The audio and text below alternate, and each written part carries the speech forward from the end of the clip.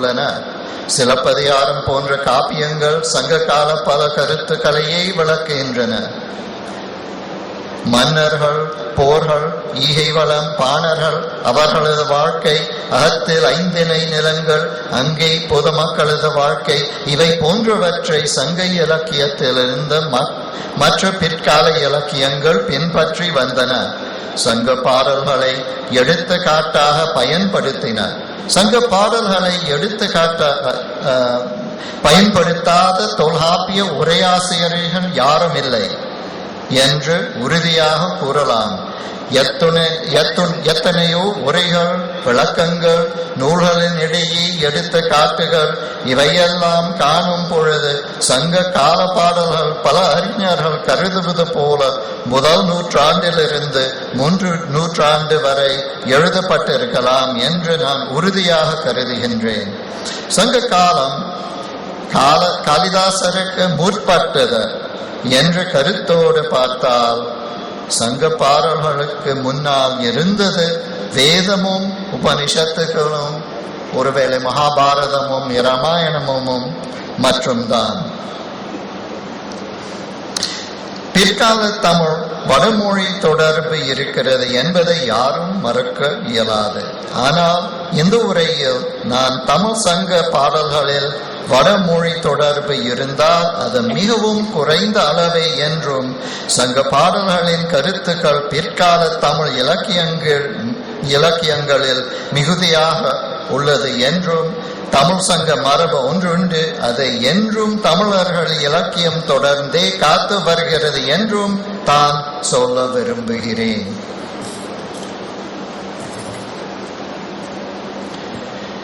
வடமொழி பாடல்கள் இவ்வுலக வாழ்க்கையை பற்றி கூறுவனவல்ல. மனிதனை கற்பனை உலகிற்கு அழைத்து சென்று மகிழ்விப்பது தான். ஆனால் சங்க தமிழ் பாடல்கள் அவ்வாறு அல்ல என்பது அனைவரும் அறிந்ததே. போரின் கொடுமையும் புலவர்களின் ஏழ்மையும் நமக்கு காட்டுவன. மன்னர்களின் பெருமையை காட்டினால் கூட ஈகையின் புகழ் கூட வறுமையை தான் காட்டுகிறது. நான் சொல்ல வருவது மக்களின் வாழ்க்கையின் கண்ணாடி தான் சங்க இலக்கியம் என்பது.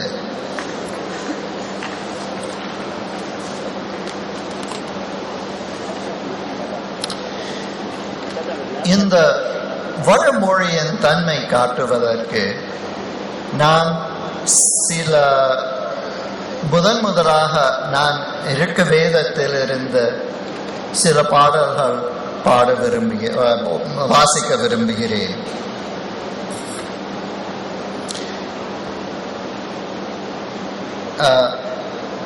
The Rig Veda goes back to about 1200 or 1300 BC. It's a very old work. The people who wrote it were nomadic people who had settled in the Indus Valley, and they were people who saw in nature the work of the gods.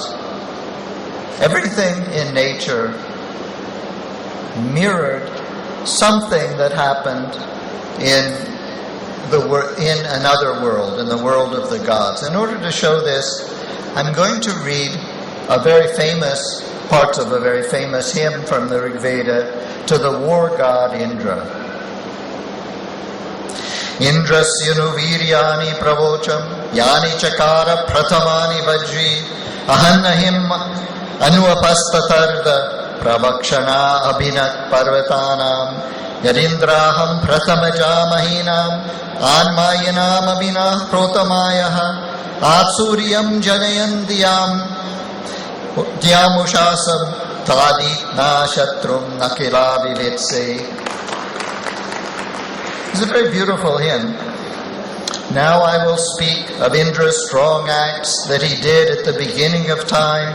He who holds the thunder, he killed the snake, he let the waters loose, he split apart the bellies of mountains. When you killed that snake, Indra, who was the first to be born of all snakes, Just then you defeated the tricks of dishonest creatures. Just then you made the sun appear, the day, the dawn, for there was no one to conquer you, and so forth. Now, if we look at this hymn, we see that nature is related to the gods, that the gods are part of nature, and that by manipulating the gods, nature can also be made to be favorable to us. This is the first and sometimes very beautiful manifestation of what became a very sort of central part of Sanskrit literature. As time went on, the nomadic people in the Indus Valley spread out. They settled down. And as they settled down, they had time to try to understand how their religious ideas worked. How did the Veda work? Why were these hymns in the Veda effective in controlling nature? As they began to try to understand the link between the Vedas and the gods and natural things like the rain and the sun and war, they began to speculate.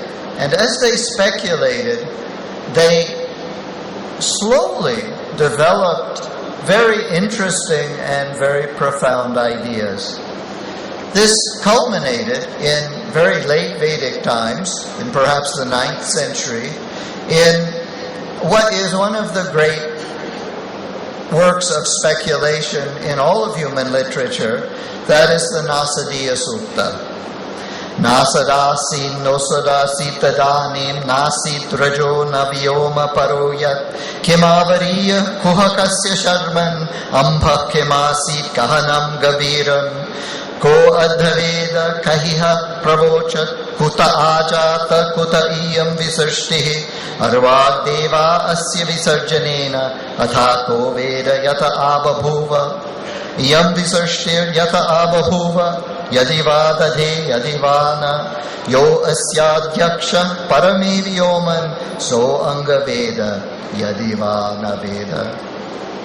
Then there was no existence, no non-existence. There was no air then, no heavens beyond the air. What covered it over? Where was it? Who kept it?